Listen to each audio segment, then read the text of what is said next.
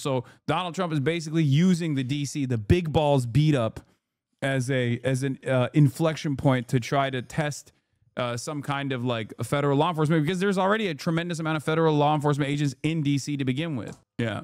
There's no chart yet. Okay. I'm sure eventually there will be a chart that they will point to that will, you know, create a neat little narrative, right?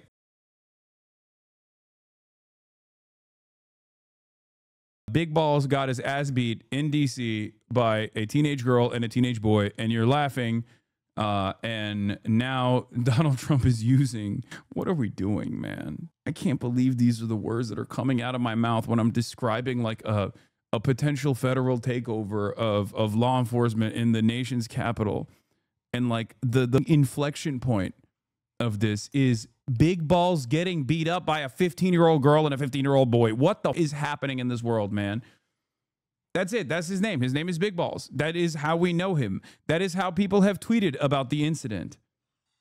None of this makes sense.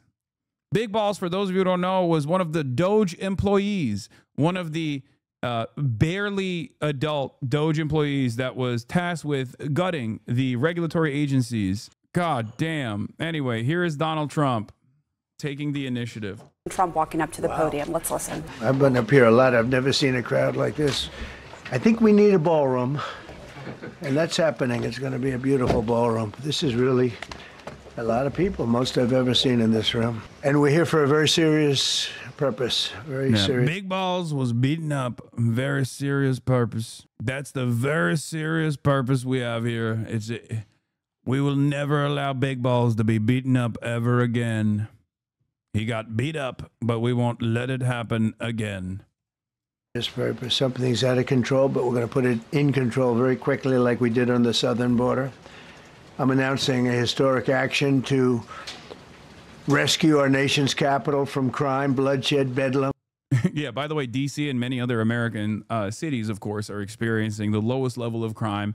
D.C. specifically, I think in like 3 decades, lowest level of crime.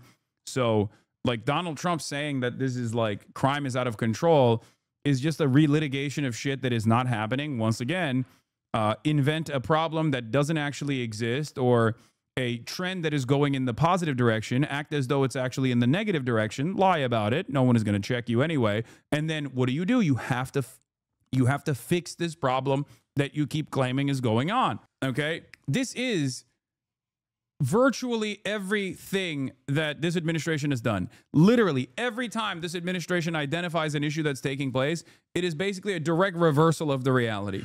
Okay, reality on the ground, immigrants are not actually contributing to crime in meaningful ways. As a matter of fact, undocumented migrants are responsible for much lower rates of crime per capita than natural born U.S. citizens are. Donald Trump keeps claiming consistently that migrants are actually drug dealer, and they're doing tremendous amounts of crime. They're beheading people, hundreds of thousands of Americans a day or whatever. No one actually checks them. And then when he comes into power, he's like, well, we got to do some sort of immigration enforcement. Lo and behold, it turns out we're not actually apprehending these rapist drug dealer beheaders. We're just apprehending regular ass people that have been working at the goddamn fields to make a penny to give back to their families. That's why they're doing these Home Depot raids, as a matter of fact. Is that where the MS-13 decapitators are at? That's what they're waiting at? They're waiting at the Home Depots in Hollywood. There's a Home Depot. There's a bunch of day laborers that are undocumented migrants that are waiting there. You think they're waiting for, what kind of day labor are they waiting for? A decapitation and an assassination contract? Is that why? They're waiting outside of Home Depot for someone to roll up and be like, hey, man, can you please decapitate my enemies? Is that what's going on? No, of course not. It's stupid, because that's not a real problem. Donald Trump invented the problem. Well, Donald Trump didn't single-handedly invent the problem, but he just ran on this being a real issue. And of course, because it's not a real problem at all, you have to turn around and invent a solution, a real solution for a problem that doesn't exist.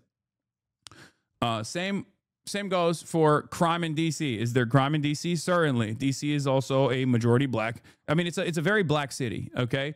This is part of the reason why Donald Trump wants to do tremendous enforcement in D.C. There's also, obviously, a housing crisis in D.C. as there is everywhere else. So there's homelessness there, too. And he wants to just, like, do violent seizures and violent apprehensions in D.C. And in an effort to make sure that this kind of attitude sticks, you got to just, like, point to one one instance of crime to say this is out of control. We got to stop it.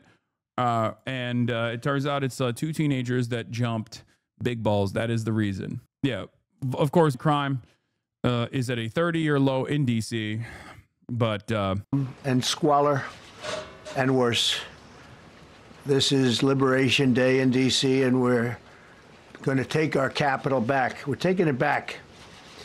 Under the authorities vested in me as the President of the United States, I'm officially invoking Section... What changed reduced crime so substantially? Crime rates increased dramatically due to COVID instability, and then it's normalizing once again. That's what's the major factor here. That's it. That's all it is.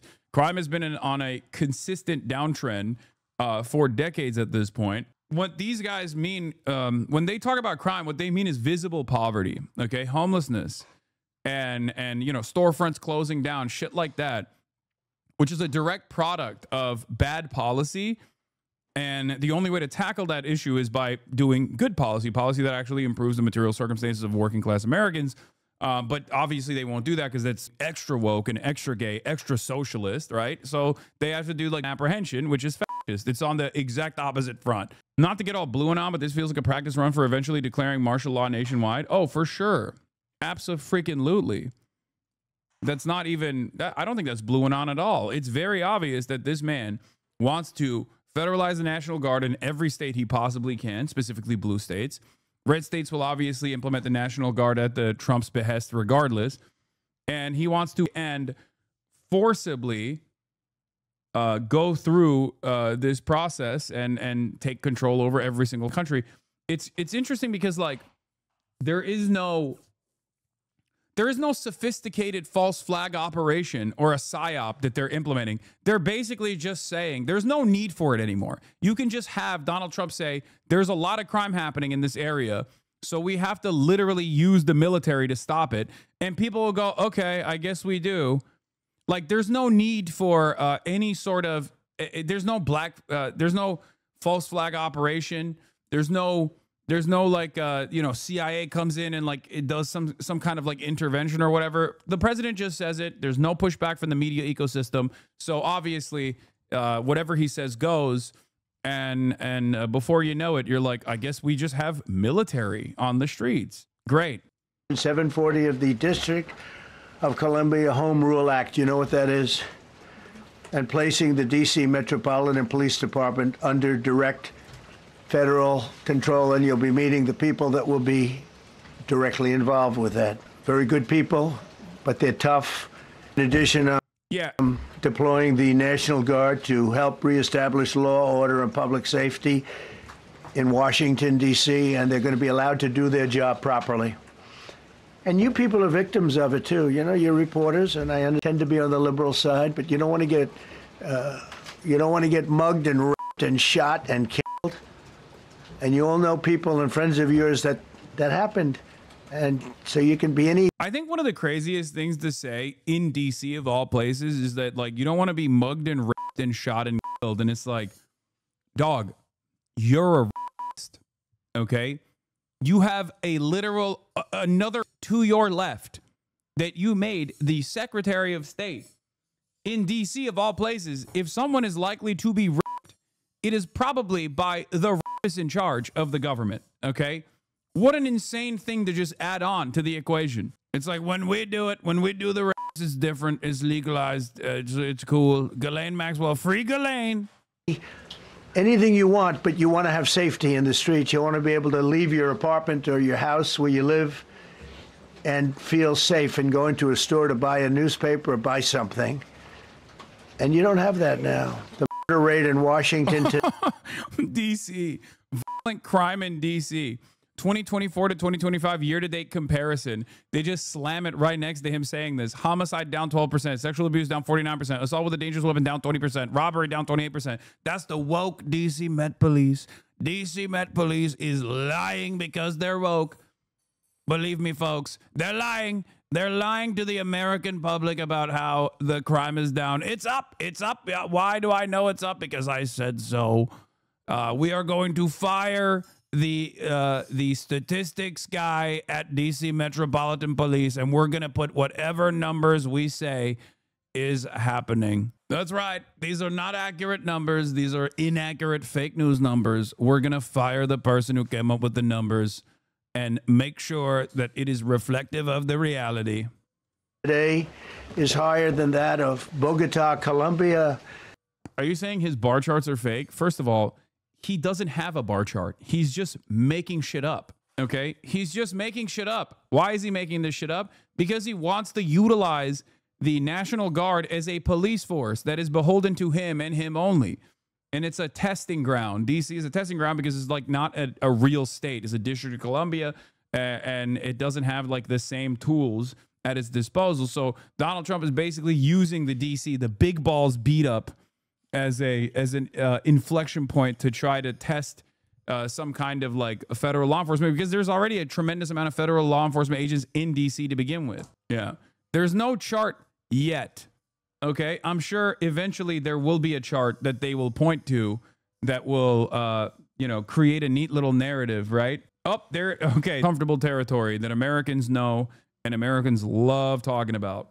One could even say that immigrant crime was an extension of like black and brown crime. You know, POCs, they're doing crimes. And now we're back to the age-old hits. These violent black criminals must be kept at bay through lethal law enforcement, that kind of thing. Mexico City, some of the places that you hear about as being the worst places on earth, much higher. This is much higher. The number of car thefts has doubled over the past 5 years, and the number of carjackings has more than tripled.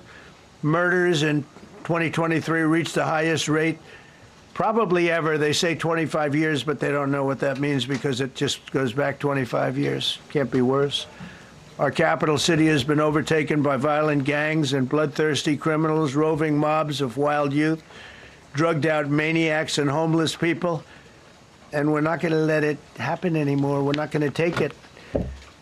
Just like we did on our southern border. Nobody comes through our southern border anymore. 3 months in a row, we had zero. I don't know if that's right, but the people that do the work, it's a very liberal group of people, actually, and they actually said zero for the last 3 months. Nobody thought a thing like that was possible. And, when you take a look at numbers, I just saw some... Don't get me wrong, like America's rooted in racism, but isn't this like incompetent fascism? If people are mad at ICE, if you like target black people, radicalize most Americans more. No, this is incompetent fascism. There's no other way that these guys can actually implement fascism. They're incompetent. This is just, American fascism also doesn't have any sort of like significant institutional hurdles. American fascism does not have any sort of like serious left-wing pushback. So in the absence of like serious left-wing pushback, you can be incompetent and fascist in this way in broad daylight. And there is seemingly no investment or interest from the left flank, the Democratic Party, which is not a real left party anyway. It's a center-right party in and of itself. But there is no institutional opposition within the duopoly. So they could just be as fucking stupid as possible with very little pushback. They already have captured the attention and the investment of some of the power brokers that control flows of information. On the one hand, you have the Fourth Estate, mainstream news and mainstream press owned by billionaires. Donald Trump goes to them and says, hey, play ball and I will help you. Some of them actually do play ball. Others that actually have any sort of like ideological opposition, because there's no real investment in like covering things truthfully, but there are, different interests that some billionaires might have over others.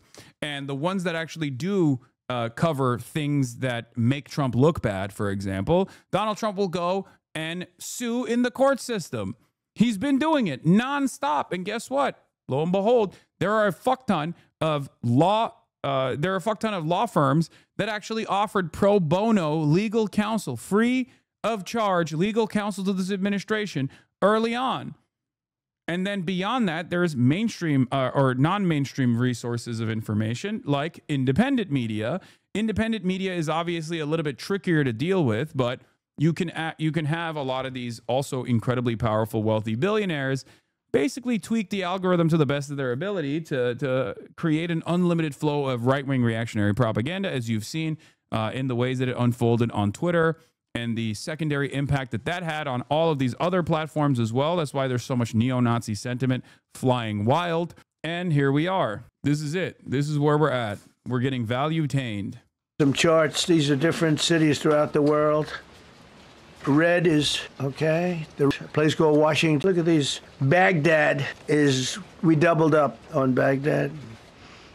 Panama City, Brasilia, San Jose, Costa Rica, Bogota, Colombia, heavy drugs. Mexico City, I mentioned, Lima, Peru, all double and triple what they are. So do you want to live in places like that? I don't think so. I don't think so. And I think the people in this room, if you wrote correctly, you'd see, look at the kind of numbers we have. D.C., 41 per 100,000, number one that we can find anywhere in the world. Other cities are pretty bad, but they're not as bad as that. That where you want to live? The reporters of the world? Juvenile offenders and crimes against persons, as they say. It's getting worse. Not getting better, it's getting worse. And we had a recent indication. There was a story about a man who was just left. He quit because he was asked to do phony numbers on crime. And we're going to look into that. I think Pam is going to be looking into that. But he was asked by the city, I guess, that we don't want to show the real numbers. Let me do numbers so it looks like it's going down. Not going down. And under Biden, it was a disaster. And nobody did anything about it. We're going to do things about it like you wouldn't believe. It's time for dramatic action. We're going to do the same thing over here. It's going to be a very safe city very soon. We're not looking to just take years, because a lot of people die in years. And we've got incredible people in this country, except we have to allow them to do their job. And that we will deliver like nobody's ever delivered before. I actually think it's easy. You know, if you're competent, it's easy. If you're incompetent, it's impossible. But I'm very competent. Last week, my administration surged 500 federal agents into the district, including from the FBI, ATF, DEA, Park Police, the U.S. Marshal Service, the Secret Service, and the Department of Homeland Security. You know, a lot of nations, they don't have anything like that. They got some police, and they're rough police. They don't have DEA, ATF, FBI, Park Police, the U.S. Marshal Service, Secret Service, Department of Homeland Security. They got some police, but they're rough police, and they do their job. They don't have crime. We're not going to have crime either. They made dozens of arrests, and that's what starts to happen. Again, cashless bail. Watch what we do with that. Today, we're formally declaring a public safety emergency. This is an emergency. This is a tragic emergency. And it's embarrassing for me to be up here. You know, I'm going to see Putin. I'm going to Russia on Friday. I don't like being up here talking about how unsafe and how dirty and disgusting this once beautiful capital was, with graffiti all over the walls. It's another part of it, by the way. Because we're talking about safety, but we're also talking about beautification. We have the most beautiful, potentially, capital in the world. We always had. But people come from Iowa, they come from Indiana, they come and then they get... This is a great question. Where is it? Someone said, after the second time, how can people still believe what he's saying? Where did it go? I can't find it. After he got elected the second time, it's actually hard for me to listen to him talk. All the confidence and charisma is gone. How are still people falling for this? It's because of what he's saying. If you noticed, what he's saying is something that many right-wing politicians have said since the inception of the American state. The notion that, like, black and brown people are scary and they're ruining our big, beautiful cities. It's just a more modernized version of it. So you don't really need a lot of charisma when there is already, centuries of delicately crafted anti-black propaganda, anti-brown person, like these guys are different than us, type of propaganda that he can just like rely on. It's not just Fox News. This is far before Fox News. That's why I say like anti-blackness is fundamental. It's foundational to American societal development. So all he's basically doing is relitigating that same exact fear that many Americans have, and that's all they need to hear. They see it as him truth telling. Do you understand? And it's also like a bunch of other boomer problems as well. I mean, if you notice, he's like talking about the beautification of the city by like tackling graffiti. Like, no one under the age of 35 is going to look at that and be like, wow, I'm glad that they're tackling it. Like, that's not a significant problem facing any American, not even 35, under the age of 45. Who gives a fuck if there's graffiti everywhere? Are you kidding me? Make affordable housing happen, okay? People can't live in homes, and you're talking about like people vandalizing the beautiful city with graffiti. No one cares. I don't care. Graffiti is so not an issue that I would say that like in the millennial generation and onward, people literally commission graffiti artists to do like murals and shit. It's over. Like that's not a real point of contention at all for many people. The reason why he's doing that is because he's an old dipshit, and he is commanding the attention of other old dipshits who do care about that sort of thing and think like, oh my God, it's riddled with crime. Yeah, the pull up your pants caucus celebrating is right. That's exactly what's happening here. We're going to make it illegal to have your pants sag. That's right. It's no longer a thing. Because, like, remember, guys, a lot of racialized language in this country is insidious. It's, like, hidden. It's not... It's something that most people tune into but refuse to acknowledge as, like, racialized. You can't just like straight up slam the N-word into your fucking propaganda because people will go, oh, that's a bridge too far for me. But if you hit it from different angles, like saying that they're thugs, saying that there's a lot of crime that they are doing, saying, you know, at different times there has been different versions of relitigating this same cycle, the same understanding that like black people are violent savages who are constantly doing crime and must be violently put with a veneer of plausible deniability, then you can get away with it. Mugged? Not going to happen. Keep coming, because by the time you get your trip set, it's going to be safe again, and it's going to be clean very quickly. We're going to replace the medians that are falling down all over the roads. We're going to replace the potholes. We're going to put a nice new coat of asphalt over the top. No, we don't have to rip the road out and spend 7 years building a new road because they cut everything. Because some designer said, well, we need a quarter of an inch more quickly. So today we're declaring public safety emergency in the District of Columbia, and Attorney General Pam Bondi, who's fantastic, is taking command of the Metropolitan Police Department as of this moment. And I'll be making the appropriate notifications to Congress and to the mayor, our new DEA administrator, who's one of the top in the country. He better be Terry. If you're not, I'm going to get rid of you so fast. Terry Cole. Terry, thanks. Very good. We just got him. Most highly recommended person. Bro, why can't you do something about a real issue instead of making everything worse? What do you mean? That's the whole principle behind reactionary politics, and it's looking at the reasons as to why crime persists. And instead of actually tackling the material inequities at the heart of why crime happens, okay, instead of tackling the root of why these crimes happen, which is, of course, woke, gay, and socialist, the solution to these issues. So you can't do that. You have to continue. You have to continue with more and more violent and apprehensive law enforcement policies. It's just law and order. That's what you got to do. More law and order. More law and order. Which, of course, exacerbates the inequalities anyway. It doesn't actually solve the problem at all. It maybe like sweeps it away from the public eye for a little bit. And you'll be designated as the interim federal commissioner of the Metropolitan Police Department. Okay? And you run them tough. They're good. You have a lot of good people. You have people that shouldn't be there. You also have people that shouldn't be there. They got in there because of woke. But you have a lot of great police, and those people are the ones that want to help you. Pamela, it was more than an hour. You got people in there because of woke. Incredible, man. Incredible. You got people in there because of woke that shouldn't be in there.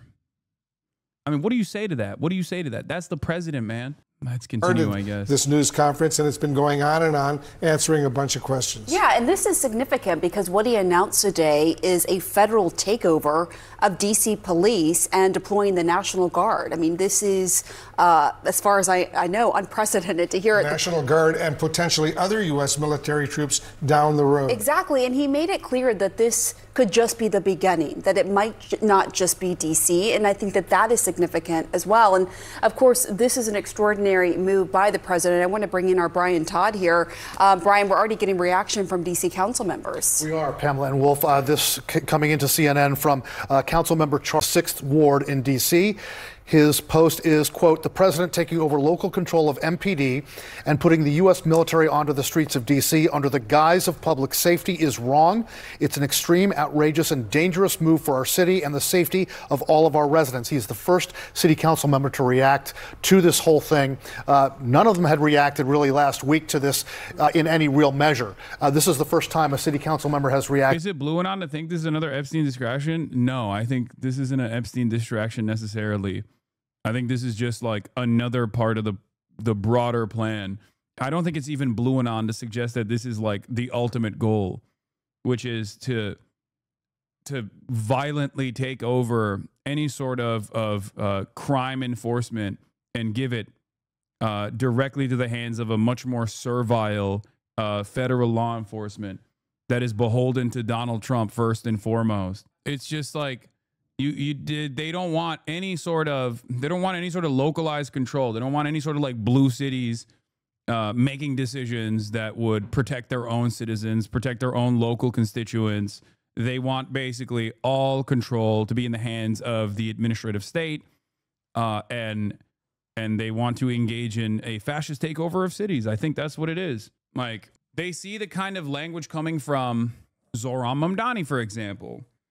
And it's like, oh, you do this to DC first, and you have a successful strategy that you've implemented in terms of like a brown shirt fascist takeover over the Capitol. Then you can do it in New York City too. It's I mean, it started not with DC, but it started with like Los Angeles. Los Angeles was the blueprint. Act as though crime is completely out of control, and forcibly federalize the National Guard against the demands or the interests of the state governance itself, and use that as a threatening military presence to violently stop any sort of pushback from the local citizens. Portland is another example as well. Portland and Trump 1 was a perfect example of this. And I think like it's DC, LA, it will be New York tomorrow. I think that's what I think is going on. And if there's no pushback whatsoever, if there's no mobilization against this sort of thing, and if there's no like institutional setbacks presented by the party that is supposed to be at odds with this sort of thing, then we'll just have a complete fascist takeover with very little hurdles implemented in the direction of mainstay democracy.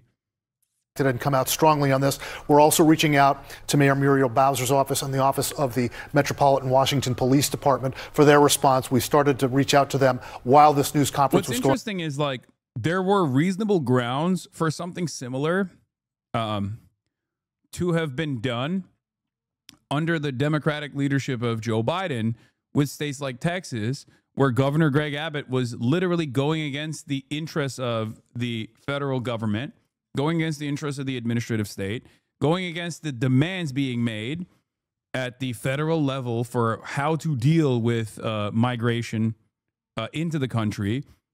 And yet no such incident took place when there was actually a reason for Biden to do this. You understand? Like, Biden should have done this. This is something that I said Biden should have done. And of course, at the time, many people were like, well, don't you think that that would be a dangerous precedent to set? No, because if a fucking, if a state is deciding that they're just going to violate the aspects of the federal government that have full control over, like, immigration, for example, and they're just going to seemingly decide on their own what to do, and then they're going to do human trafficking, which is what Greg Abbott and Ron DeSantis famously did when Biden was president, then you have to punish them. Otherwise, if you don't fucking punish them, they're just going to continue doing it.